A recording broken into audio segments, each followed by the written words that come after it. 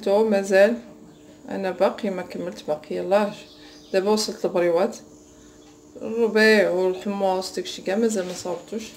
ما كنخلي داكشي حتى تيبقى ليا يومين 3 ايام اللي كنصاوب الربيع والحمص. ما كنديرش الربيع في الفريغو، يلا الحمص اللي كندير. دابا كي وعدتكم غادي نجي نصاوب، بديت البريوات غنصاوبهم. و عايز نقول لكم الله يعاون جميع النساء. كاين شويه العذاب عندنا، ولكن كلشي زين كلشي كيدوز. رمضان شهر مبارك وشهر زوين، كنتمنى يدوزو لكم الصحه والسلامه باش تمنيتو. ونبداو على بركه الله البريوات ديالنا. هاي عندي كيلو اللوز، هادو البريوات اللي بغيت نصاوب لامي. هي كدير العدد شويه كتير كيلو على حسب عدد الاسره عندها، وكياكلوهم كيستهلكوهم في رمضان، كيفضلوهم في الفطور. درت لها كيلو ديال اللوز، قسمته من نص كيلو هو كله سلقته، واللي قسمته نص خليته هكا مسلوق. ولا انتم باش تسمعوا خليها تنشف، ضلوا بات سلقته ضلوا بات تنشف مزيان باش تجيك العقده ديال البريوات زينه. خصو اللوز ديالك ينشف مزيان باش تسمعوا، نشف مزيان. ونص كيلو الاخر قليته، ها هو قليته. هاد كيلو ديال اللوز غندير كل نص كيلو غادي ندير فيه 200 غرام د السكر سنيده، سكر حبيبات سكر سنيده. هذه المقليها 200 غرام ديالتو، وهي اللي مسلوق ما مقليش ها 200 غرام ديالتو. كنطحنهم معاهم السكر، كنطحنو مع اللوز باش يتخلط لينا مزيان في اللوز. غادي نبداو الطحين، وانتم غتلاحظوا معايا ملي كيطحن مع السكر كي يكون سميتو. من لكم السكر ما تكثروش بحال العقده ديال الكعب. كنديروا كيلو اللوز في نص كيلو السنيده. البريوات اللي انا باقي بيطفوا في العسل درت غير 400 غرام، ما كملش نص كيلو باش ما يجيوناش حلوين بزاف. ناخذ معلقه وغادي ندير اللوز. نبدا بهذا اللي مقلي، نديرو في الماكينه هنا ونزيد عليه السنيده.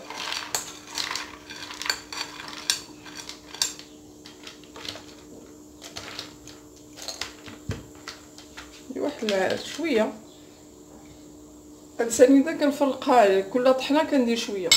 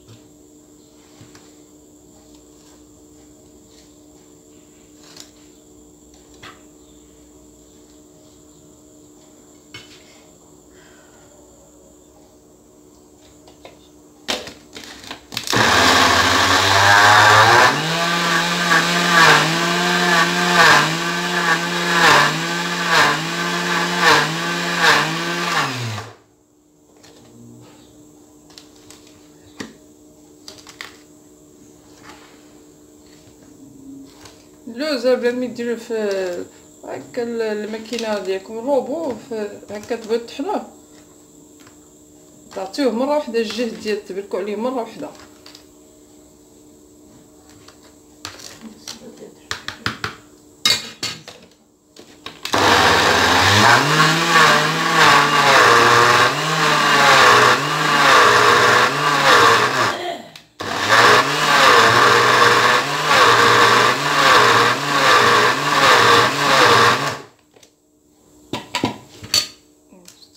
هانتوما ها هو شتي دابا موجود. هانتوما تعجن على شكل العجين، تيتسهل في التشكيل ديالو باش ديروا كويرات وتعمروا به البريوات. وخاصه المبتدئات اللي باقي ما عرفوش يرويو البريوات، اذا هكا دغيا كيكون ساهل لهم يتشكل لهم كويرات.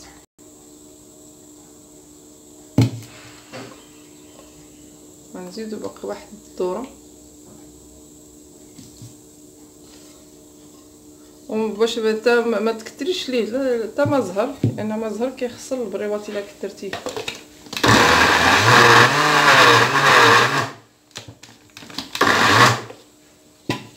دابا هو وجد. هانتوما البنات شفتو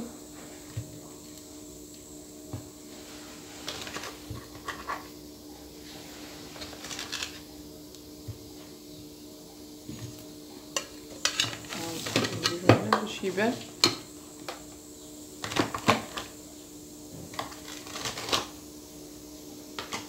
ثاني درت خلطات مزيان فيه ودبت.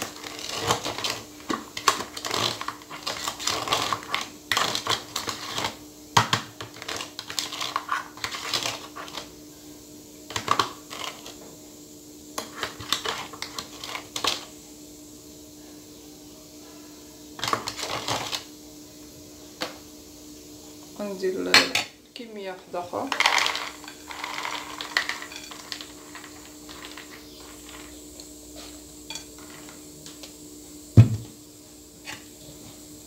نزيد عليها سنيده ثاني. شويه اللي بقى نفرقوا على هاد الكميه اللي في الماكينه، وغادي الاخر نخليه اللي باقي. صافي غادي نطحنو حتى يولي تا هو بحال هكا، ونكمل هاد الشويه اللي باقي عندي ونرجع باش نوريكم الاخر اللي ما مقليش كي تا هو كي كنطحنو. يلا حتى نرجعو نطحنو. هانتوما البنات هو كملتو بالطحين، ها هو شفتو كي جا، غادي يكون ساهل التشكيل ديالو.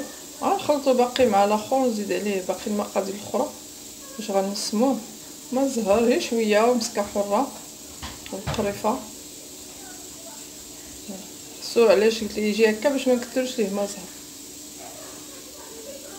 لان كاين اللي كيكون تيجي ناشف وكيبقاو البنات بحال هكا تديريه في ما زهر باش يتجمع ليك كيتشكل هكا. وما زهر لا كثرتيه، انه ما ملي كطيبي البريوات كاع ما كيجلسوا واحد تقليهم، جلسوا واحد المده حتى تيوليو رطبين، كيبقاوش ديك القرمشه ديالتهم.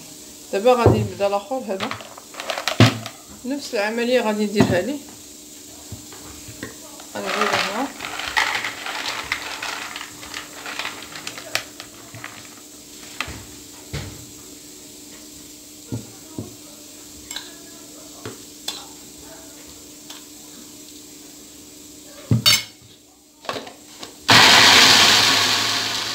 نتوما البنات. ها اللوز من بعد ما كملت الطحين ديالو، ها هو اللي مسلوق ما مقليش، وهذا اللي مقلي. هانتوما هو كيكون لهذا الشكل، ها هما بجوج. راه نزيدو عليهم غير الزبده وغادي يوليو كيتشكلوا لنا بسهوله. غنزيد عليهم قرفه، نسموهم بالقرفه. ندير 2 معالق كبار تاع القرفه، مسكه حره. هانتوما تكون شويه نيت شويه كثيره، شتي تكون هي شويه. وريتها لكم هذا القياس، ها تكون شويه كثيره باش تنسمو لكم البريبات ويجيو بنان. ها هي راه دكيتها انا هنا، وريتكم هي القياس، ولكن راه دكاها نفس القياس اللي دكيتو. تديري فوقها شويه ديال سنيده ودكيها مزيان باش تنيل لك. هي هذه اللي شريت انا، نص كاس ديال الزبده دايبه. كتاخذوا الزبده البنات كتذوبوها مزيان، كتحيدوا منها كاع داك الحليب اللي فيها، ما تخليوش انا باش ما يخسر لكمش العقده ديالكم تاع البريوات. وما زهر تيبقى حتى الاخر حتى تعجنيتك. شوفي الا خصك زيدي شويه، هانت شتي خاويه شويه في الكاس، تقريبا 2 معالق كبار، ما كاملش كاع ربعت الكاس. هانتوما كي قلت لكم ما زهر هو غير شويه، ما كاملش ربعت الكاس. والزبده ها هي النص غادي نخويها، غادي نبدا نخلط.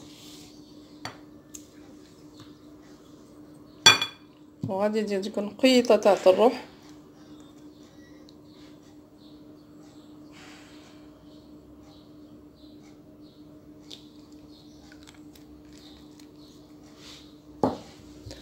صافي وغادي نبدا نخلط.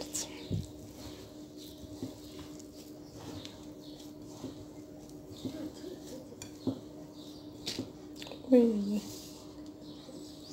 ماشي مشكل غادي نجمعو.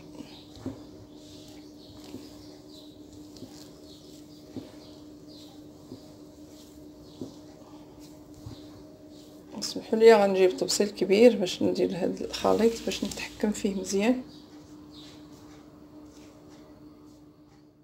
الزبده كلها نص كاس دخلته في هذا الخليط. ها هو شفتو، ها هو دابا كيتشكل بسهوله. هو كويرات. دابا هذاك ما زهر غادي نزيد منه شويه تقريبا معلقه نسمه سلطه يعني بهذا الشيء اللي غادي نزيد. دابا غادي ناخذ هذا الخليط داكشي كل المقادير اللي قلت لكم كلها دخلتها. الزبده نص كاس راه كافي، وغادي ندلكو مزيان ونشكلو كويرات. لا نخليه غير هكا كندلكو مزيان ونوجد الورقه نحطها ونرجع باش نوريكم طريقه الطي ديال البريوه. هانتوما البنات قلت لكم العقده هي وجدت. هي هانتوما شوفوا هي الشكل ديالها النهائي هو هذا. هي راه كتجمع. خطيتها بهذا الفيل باش تبقى لي طريه ورطبه ما تنشفش. الورقه هي ما تخرجوهاش كاملها. بالنسبه للبنات اللي اول مره غادي يصاوبوا البريوات هانتوما شفتوا خليت شويه انا جمعته في الميكا خبيته غنغطيه وشي زيف. والاخرى هزيت شويه اللي بغيت نستعمل هادي غنغطيها ونخبيها باش تبقى طريه ورطبه ما تنشفش لكم. وبالنسبه باش يجيوكم البريوات نفس القياس ماشي وحده كبيره وحده صغيره، خديت انا صوبت هاد الورقه هكا على شكل مسطره عريضه. الا عندك مسطره عريضه استعمليها. كتبدي بها في الاول تاخدي العبار صافي وكتخلي واحد الشريط من العجين هو باش تبقاي تاخدي به العبار باش يجيو كلهم نفس القياس. هانتوما هذا غناخذو نسكر الكاميرا.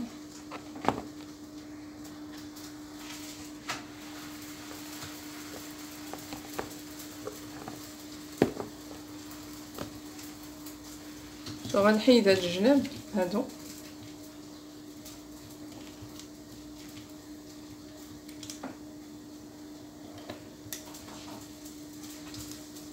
وغادي نحط هادي هكا هنا. هانتوما كي كيبان لكم وغادي نقطع كنشد هكا نمشي معاه نيشان ونقطع. ها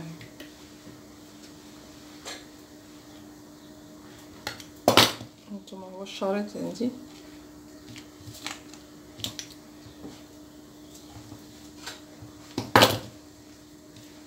هاو هذا الشريط الاول غندير الشريط الاخر. فهمتي هكا نتوما كي كتلاحظوا. وغادي نبدا سميتو نشد لابار ونحيد الشريط اللي صابت ونقطعه.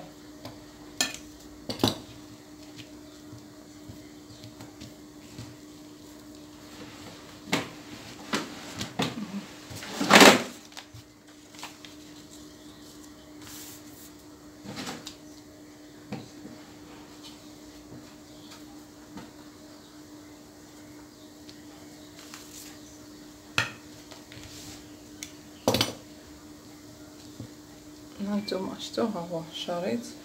غادي من بعد ملي كتاخدي بحال هذا هو شديتي به لابار كديريه هنا هو وكتقطعيه هو على القياس ديالو هو. في هذيك الورقه كديريها ولا مسطره في الاول حتى تاخدي لابار. انا كنديرهم صغار شويه ماشي كبار بزاف. ديري لابار اللي بغيتي متوسطين ولا صغار من هادو ولا كبر منهم على حسب الشكل اللي كتفضلي. هاهما هكا. دابا غادي نبداو نعمروهم. اول حاجه هي غادي ناخذوا الورقه. هانتوما البنات انتبهوا هي شويه ردوا البال وغادي تصاوبوا البريوات. هادشي بالنسبه للبنات اول مره غادي يصاوبوا البريوات وغتصاوبوا البريوات بسهوله ما فيهم شي حاجه اللي صعيبه. في الاول ماشي مشكل غتجي وحده مصوبه وحده اول مره غادي تجي ما غاديش يجيو مقادين، وغتجي وحده مصوبه وحده لا، ولكن ماشي مشكل، مره اخرى غادي تصاوبوا، المره الثانيه الثالثه صافي غتولي محترفه فيهم. انت غتاخدي ورقه الجهه اللي كتلمع هكا هي حرشه، هي اللي كتكون داخل، وهذه اللي رطبه وما فيها ما مدهونه ما والو هي كتكون برا. غنديرو هذا هنايا غنقطعو واحد هكا مايله شفتو ها، نصاوب الكاميرا باش يبان لكم مزيان. غنشدو شويه ديال العقده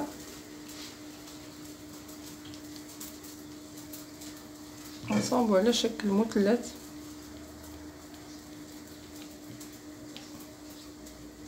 هانتوما ونحطوه هنا في هاد الجنب ها،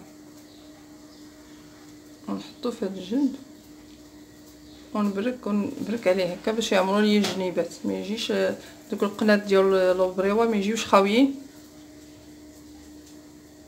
هانتوما ها من هنا شتي من هنا ومن هنا وثني هنا، ها هو المثلث الاول، اللويه الاولى، هاد الثانيه،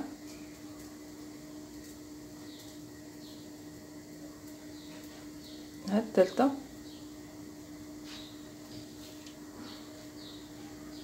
كنتمنى يكون واضح لكم هذا التفسير.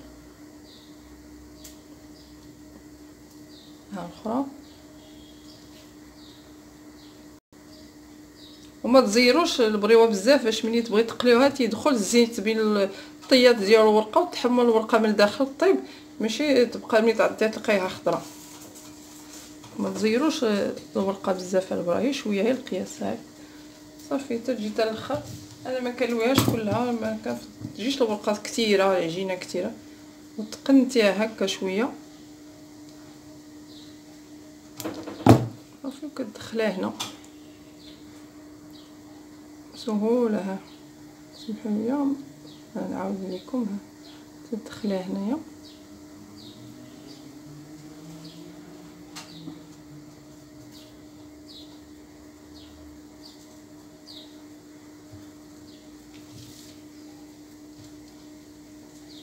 الا دخلت هنايا كاع ما تحتاجيش ديري الدقيق، تنسدهم انا بالعجينه ديال الدقيق والماء احسن من بياض البيض.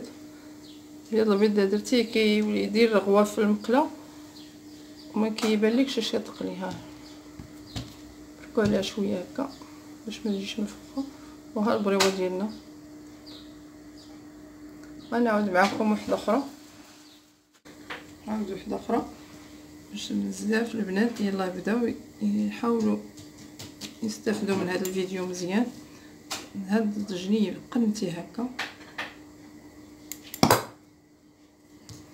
هي بشويه بشويه، حتى انا في البدايه كاع شحال دابت شحال بريوه خسرت في البريوات ديال امي في الدار، دارنا باقي ما تجوجش. انا كندير هيك وراكا وكنلوي. دابا درت لهم هذا الشكل هي باش نبسط على البنات اللي اول مره كيصاوبوا البريوات، وكاين اللي كيصاوبهم نيت ولكن ما كيجيوش مقنتين وكيجيو يعجبوه. هاد الطريقه باش يجيو زوينين مقنتين وفي قياس واحد.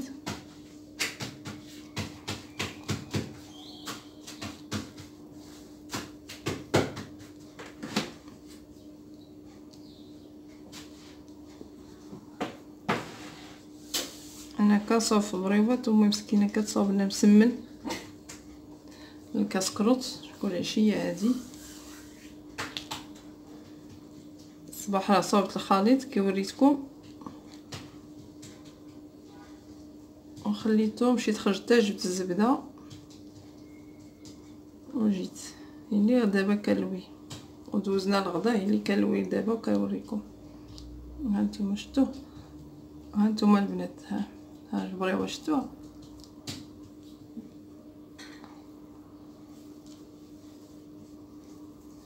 بسهوله هكا.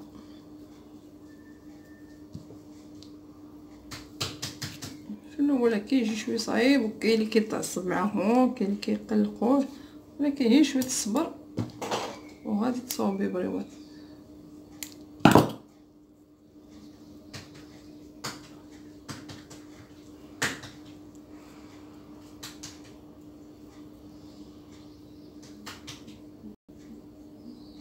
وما كاين احسن من الورقه هذه ديال البلديه يعني. نتوما البنات كملت اللي ديال البريوات كاملهم. هاد شويه هزيتو النص كتير درتو في الفريغو، تنستفو في بلاطو وحده وحده حتى تيجمدوه. اللي كنجمعوه في بلاستيك غذائي ولا في بلاستيكه.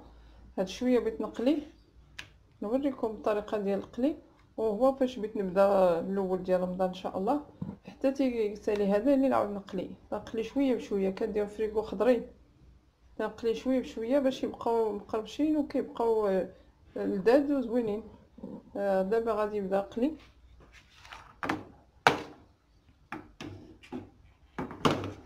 الزيت تيسخن مزيان وكنقصو عليه صافي. كنديرو البريوات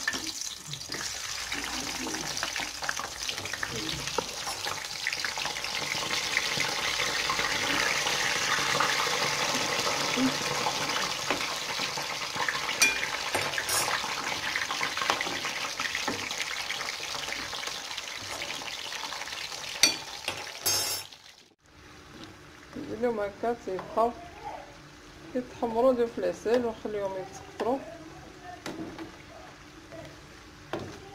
ومن بعد نديرو في بلاستيكه ونزينهم بجوج. كل كيزين على حسب الشكل اللي بغا. كاين كيخليهم عاديين هكا ما كيدير لهم والو.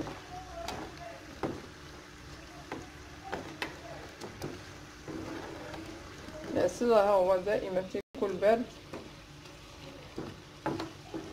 العسل اللي درت البريوات هو عفوا الشباكيه هو نفس العسل.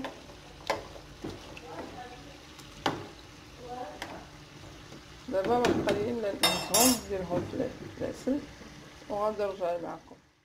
البنات هذوك البريوات كملت لهم القلي. ها هما شفتوا هما الشكل النهائي ديالهم.